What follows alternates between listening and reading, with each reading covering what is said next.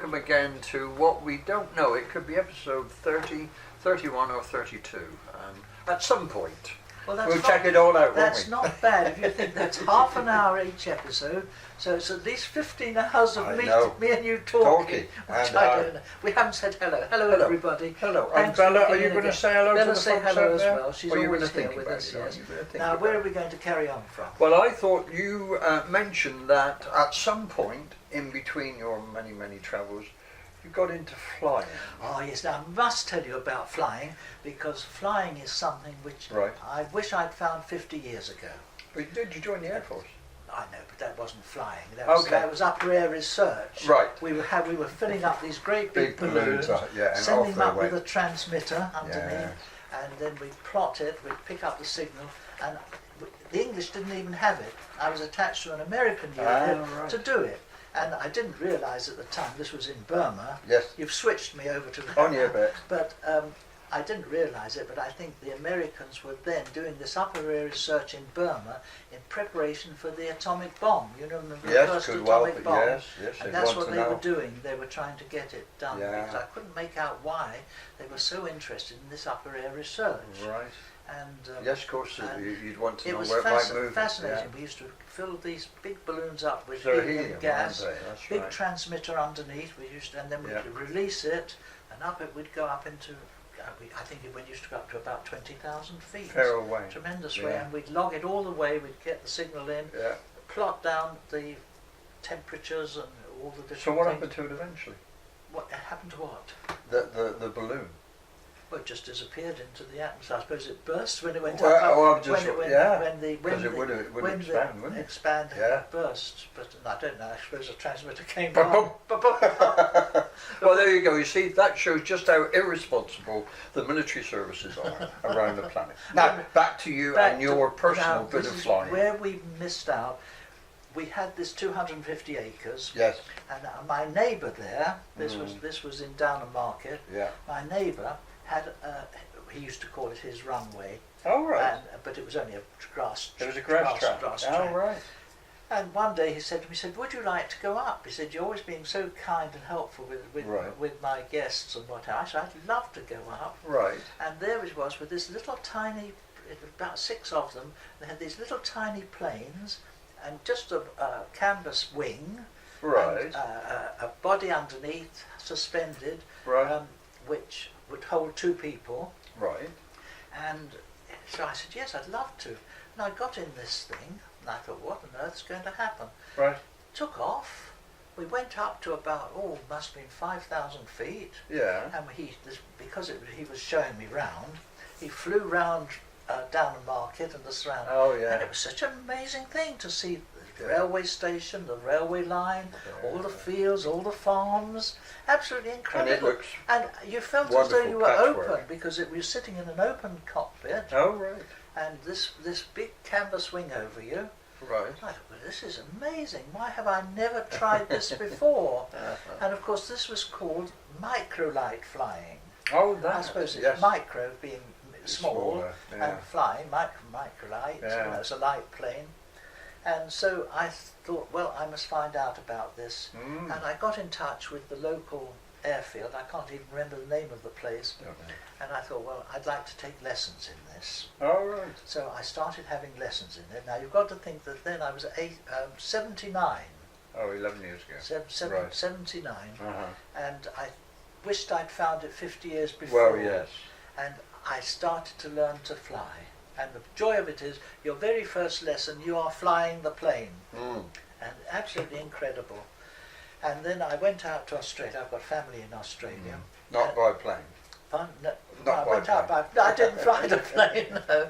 But I went out to Australia, and there was nearby my son. He's got this place, a wonderful place in the middle of the snowy mountains. Oh, right. He's got this absolutely incredible. You could put a whole program and a half with his efforts do a in trip Australia. and do it. Yes. But I got this man in this little local airfield about 5 miles from my son, and I had lessons with him. Now, he was a bit of a tearaway, let's put it that way. I don't think he would... He could be watching. Well, I don't mind if he is. You're a tearaway. Because I introduced him to his mother. Oh, you never believe this is another story altogether. Yeah, but I put him in touch with his mother, who happened to live. You never guess where? No, Felixstowe. No. Yes, unbelievable. That really is. You know, I always say there's a force and there's a plan for everything, and we go along with it. But anyway, so I went with him. But what was so amazing, you see, in this country they're very strict. Yes, they are. They won't fly in cloud. You know, everything's got to be done according to the book and whatnot. Yeah. But there in Australia, this young man, so he didn't mind what he did. He said, I mean, we went up one day. He said, would you like to see what it's like flying in a cloud?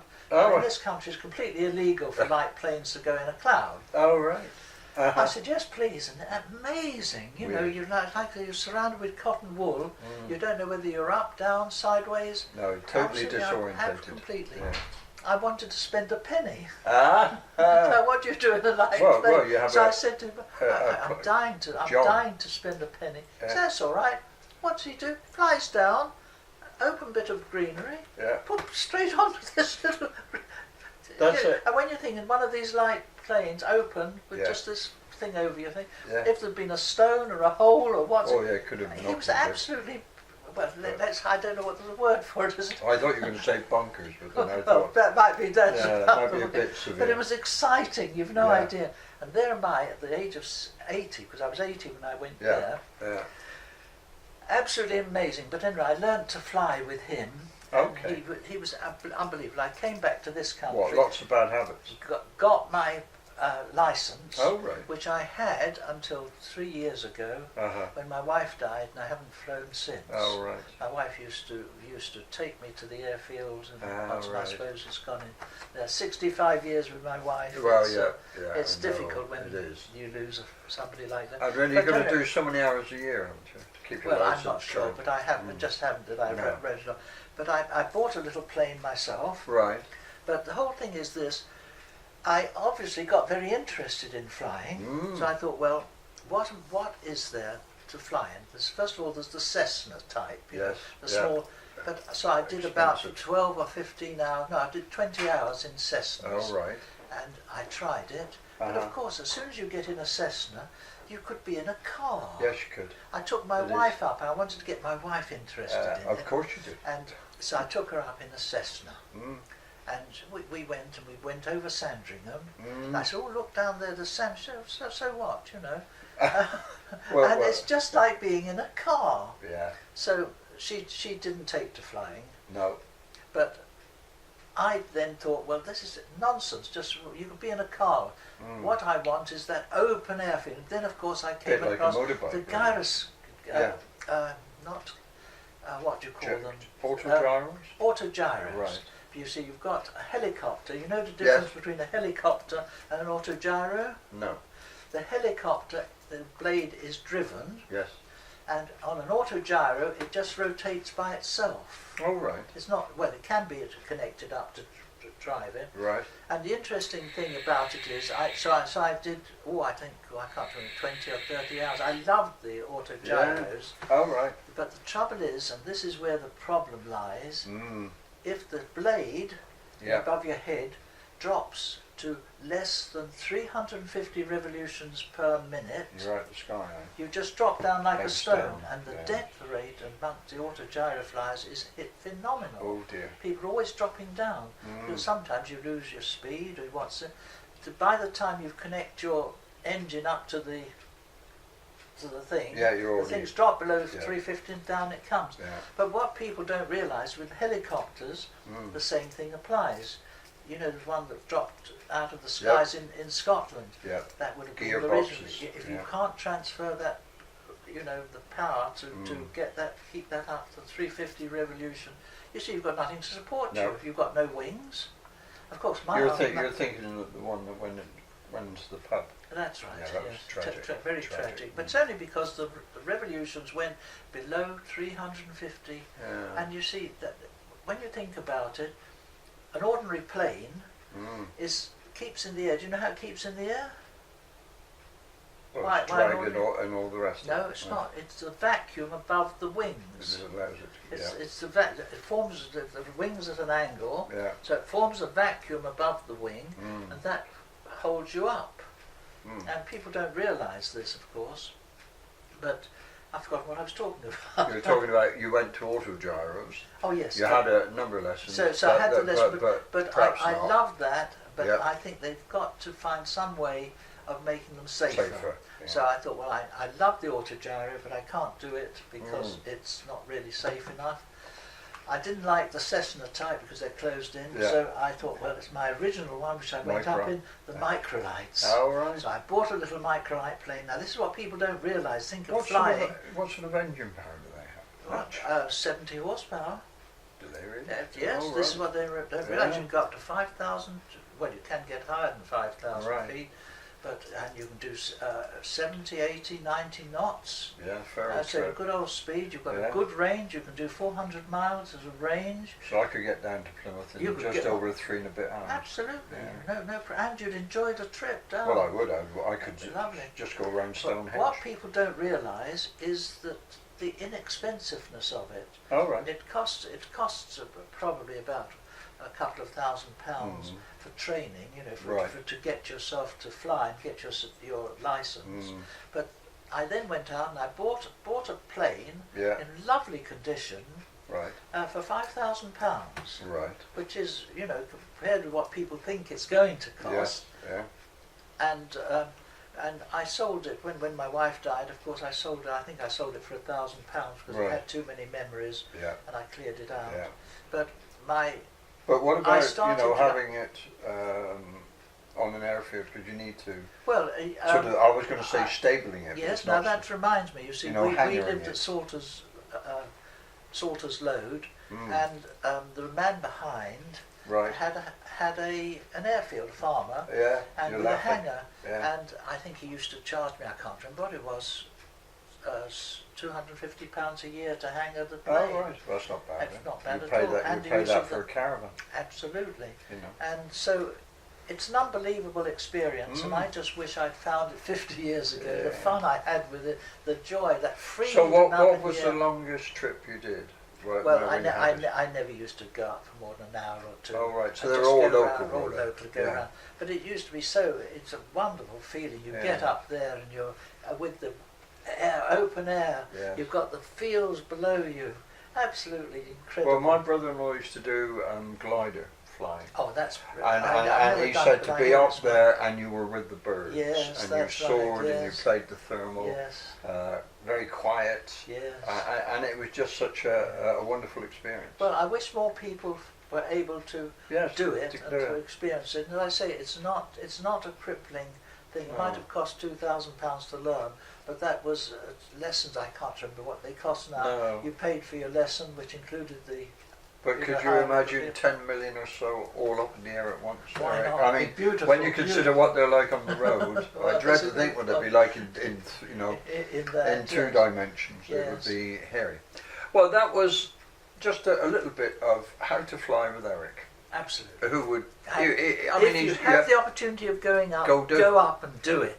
It's absolutely incredible. As I say, I wish I'd found it 50 years ago. But you And vote it's- for the microlight for just an enthusiast. for the enthusiast, it's cheaper Yeah. because, as I say, I sold my plane for £1,000, Right. and Yeah. so you could get in buy- there. so between £1,000 and £5,000 you Yeah. can buy microlights. One would assume you can build it yourself.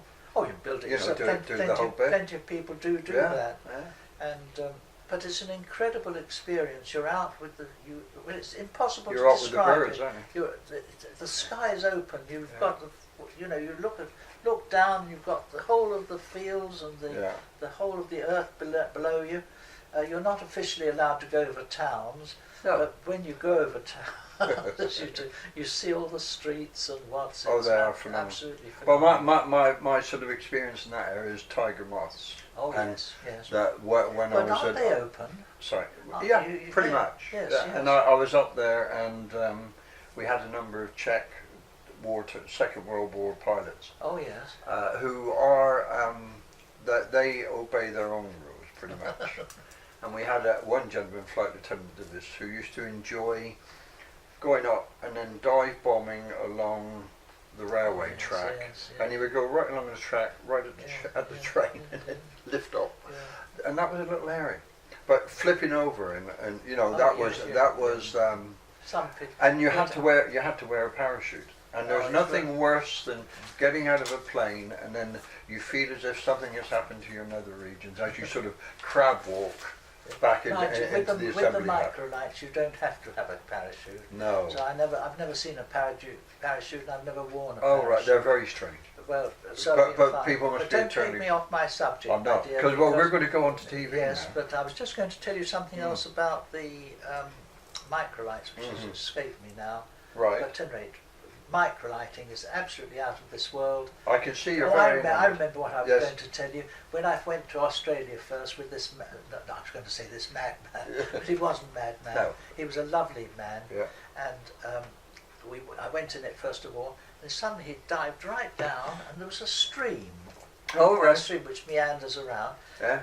We didn't just fly above the stream, we went down almost between the banks. Now, can you believe this? Hairy, yes.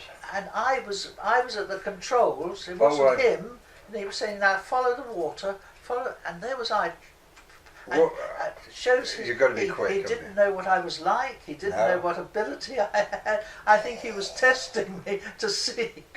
But I did it. Yeah. And I followed the water around, and my heart was in my mouth, because if you think about it, you only need to do that. No, edge of a wing's only got to touch a bank or what's it, then the whole thing would be gone. But it was a wonderful experience. I love it. So, and incredible. Yeah, so it is.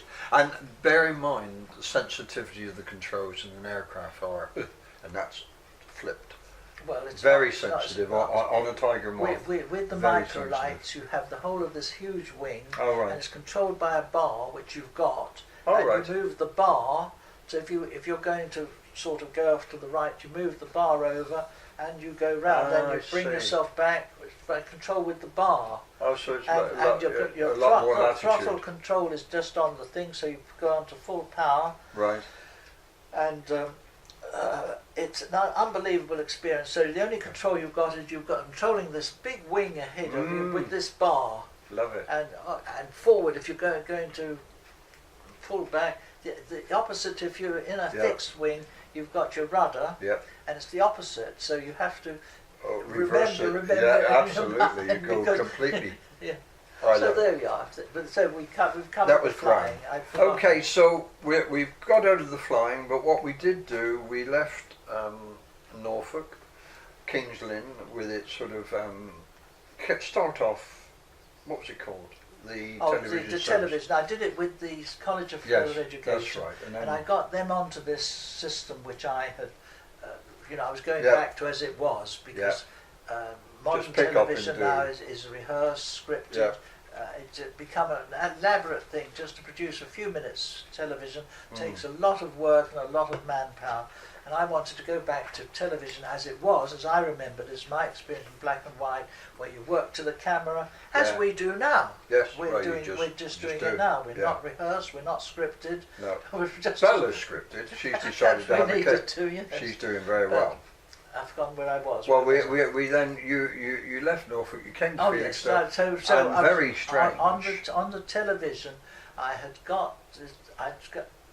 did it myself at in the house, but because I couldn't stream it, I then was going to do it with the local paper, where I think this is where, as is proved by Archant, starting Mustard Television in Norwich. I think I've said this before. We have.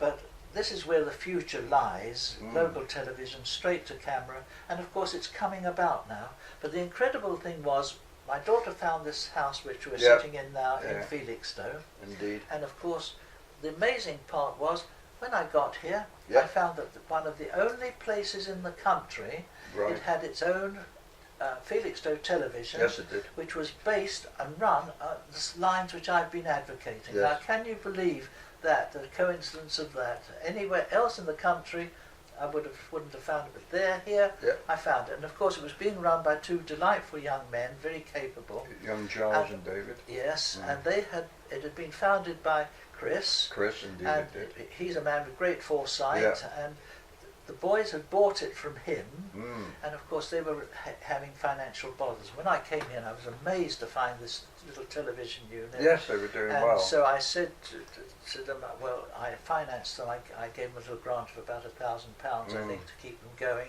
Unfortunately, after a couple of months, they still had to close down because of their problems. And I thought, what a shame. So I bought it from them. Right. And at that time, when we came here, I'm changing the subject a bit now, because this is something which is absolutely amazing. We're heading to seaweed. I can feel it. I can feel it in my bones. And looked out of which you can see over there's the groin, yes. Cobble's Point. Yes. That's covered with seaweed.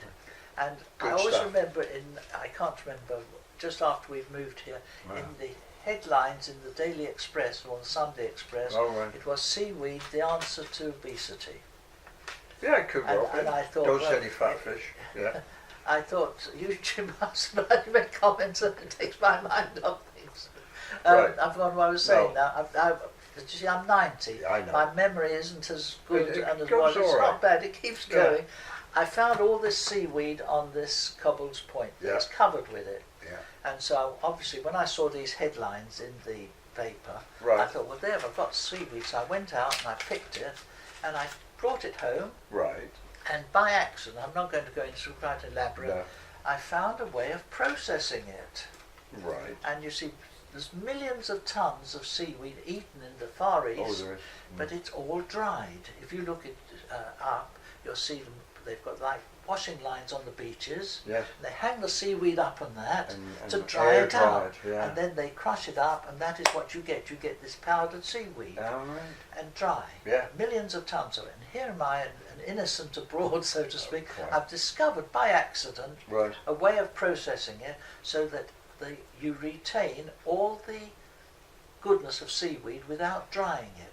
Now, the seaweed we've got here, now what I used to know the Latin name Yeah. for Vercus versiculosis or something. I can't It sounds remember. like that. Sounds Yeah. painful. But it's got little bubbles in it Yes. with liquid in those bubbles. Now that liquid is absolutely incredibly good for you. And as the Daily Express, it was the Nottingham University had done a paper on seaweed. This is where the discovery had that it would answer, it would kill everything, it would stop obesity, stop right. all your diseases. It's Oh, absolutely right. incredible Yes. what seaweed.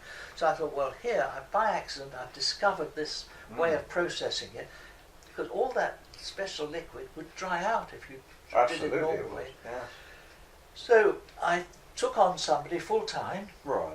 and I thought we're going to the seaweed business. So I fixed up some little premises Right. where we had all the facilities for doing it, because it was a 9-hour process. What to actually to actually convert it from that into a pot? into a pot where it was still in a paste, a liquid paste, Oh, right. all the things in it, and that you could have a teaspoon of that every day, and that would get rid of your overweight. Absolutely unbelievable. Right. And it would get rid of all your ills and flu, Or whatever. give you energy. Right. Well, look at me at 90. Right, you're still on it. I'm still on it. Good man, Yes, good man. yes. But that's not a little bit of No, that. I could see. Yeah. But Yeah, seaweed no. is an amazing It is. thing. And I put this man full time, and we were going full blast with it. Right. But then unfortunately, or fortunately, this television thing came up. Right. So I thought, well, what I'd do, I took this man who's very versatile, very Young Michael. capable. Well, yes, Yeah. Mike. Yeah.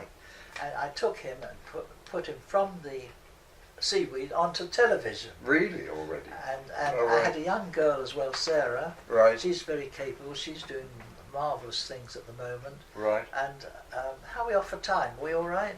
Good. We're going to chop it into two. Five more minutes. Yeah. More minutes. Sarah, who's a very capable young lady, Indeed she she is. goes a long way, Sarah. Yeah. We went on, started the television, Right. and it went great guns. We did very well, so well in fact that I bought some premises in Gainsborough Road. But you started here in the garage. But I started did you here not? in the garage. We had a studio in the garage, and Sarah and I used to sit and do a program, and Mike would have to run upstairs Yeah. to switch the thing on and off. Oh, It was really was, but it was fun. So you were doing both for a while then, were you? Seaweed and TV? Well, not really, because No. I'd taken Mike off the Oh, right. off the seaweed onto the television. He's very Right. capable. He made a Mm. wonderful studio, Mm. and then of course when we moved down to Gainsborough Road, that was full. So the seaweed's been in abeyance. But the interesting thing is that in that period, Right.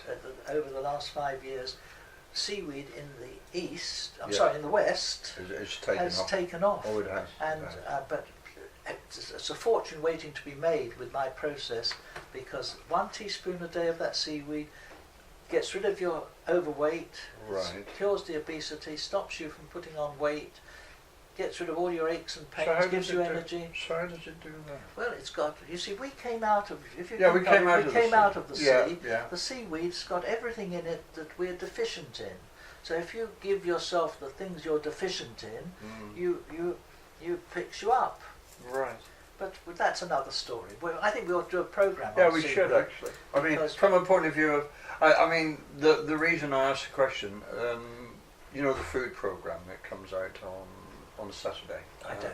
They discussed seaweed about they? 3 or 4 Did they? months ago. Oh, yes. And they were saying the different types that there are in Ireland and Wales, Oh, and, yes. and they have different And the bits. one we've got here is the most superior of them all. And you heard it here first. Okay. And So- it will come, my dear. Oh, You'll it will, see. I'm And sure. the fact, you see, I've been proclaiming the benefits of seaweed for the last 5 years, and it's not like throwing a pebble in a pool.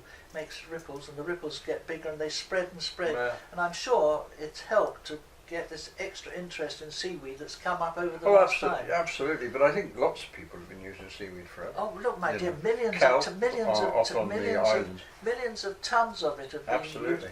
used. In Wales, they make the lava bread, Yes, which they is, do. is the seaweed, Mm. and they've been aware of it. And there's a firm up in Scotland that has been doing it for years and years and years.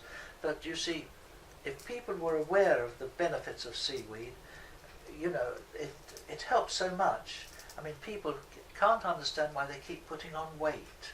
Well, A teaspoon of seaweed every day. Pardon? My Yes. special seaweed. no, it mix. sounds good to me. Yes, I well- mean, basically, if you consume X and you don't exercise X plus a bit, then one would assume you're going to get bigger. Yeah, well, but you But must on have that a high bit of note. seaweed. On that high. On that Spoon high of note. seaweed every day of my seaweed mix. So we'll see you the next time. And we are getting to the end, I promise. Well, I Oh, think we are. we are. We Aren't must be. Aren't we? Are you all right, Bella? Say goodbye. Say wave a paw. Good. Wave a paw to the people. Thank you. There Thank we you for go. watching. Thank you very much. Try seaweed.